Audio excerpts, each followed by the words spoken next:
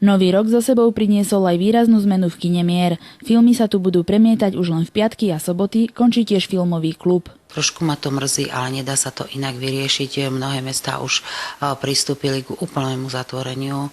Kinosál v Považskej Bystrici zatiaľ k takémuto radikálnemu postoju takýto nemáme, ale jednoducho musíme znížiť vlastne tú nákladovosť aspoň prostredníctvom počtu premietaní. Takže budeme premietať iba v piatky a soboty filmy vždy. A takisto nám ešte zanikne aj filmový klub, ktorý skutočne má málo návštevníkov, aj keď sú to naozaj špeciálne filmy. Budú chýbať určite mnohým, ale bohužiaľ a takisto aj z dôvodu vlastne prechodu filmových spoločností na iné filmové nosiče. Takže tá distribúcia už nie je na tých tradičných filmových pásoch a tým pádom postupne nebude vlastne na tých premietacích prístrojoch, ktoré Kino Mier vlastní, možné odohrať nové filmy a z tohto dôvodu tej vysokej náročnosti obnovy celej tej aparatúry alebo techniky, ktorá zabezpečuje premietanie filmov, ktorá ide vlastne do neskutočných veľkých finančných čísiel, tak nie je možné, aby sme nejako vo väčšej miere premietali filmy a filmové predstavenia uskutočňovali.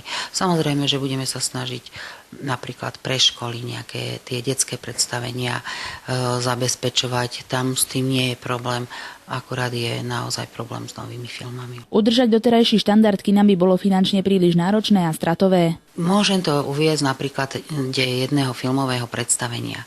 Keď my sme si stanovili, že budeme premietať, pokiaľ tu bude 10 návštevníkov v Kine Mier, aj to už nie je vlastne počet návštevníkov, ktorý by zaplatil všetky náklady okolo tohto filmu. Jedná sa tam o to, že musí tu byť premietač, ktorý si musí pripraviť, pretože tie filmové pásy neprídu v takom stave, aby ich mohol hneď otvoriť a okamžite premietať. Takisto súvisí servis vlastne s prevádzkou kina, ktorý je povinným, tiež nie je zadarmo a robí ho len renomovaná firma a od tohoto musíme mať vlastne potvrdenie, že môžeme premietať. A takisto musí byť prítomná uvádzačka a pokladník kina. To znamená, že personálne sú to minimálne 3 ľudia. Okrem toho platíme jednorazovo viac ako 7 eur za dovoz každého filmu.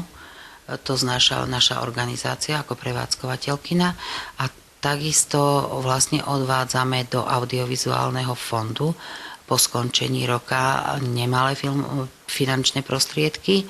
Je to určené percentom od tržby a potom je takisto odvádzame distribučným firmám, ktoré vlastne nám tieto filmy poskytujú. Tým odvádzame 50% plus DPH. Čiže je to veľmi veľa a tých finančných prostriedkov nám nakoniec zostáva veľmi máličko a mesto dotuje túto prevádzku kina. Takže už to nie je možné, pretože vieme, že v poslednej dobe si ľudia mnohí zvykli na multikina a potom si zvykli odniekiaľ zohnať filmové, tie najnovšie filmy a jednoducho aj tá návštevnosť tým pádom ide dole. Aj keď to kino má tú svoju atmosféru, to svoje čaro a niektorí tam chodia práve preto, ale jednoducho nech počítame ako počítame, nevychádza to. Aj napriek obmedzenej filmovej ponuke v PX centre veria, že kino bude stále pre občanov mesta lákadlom na kultúrne vyžitie.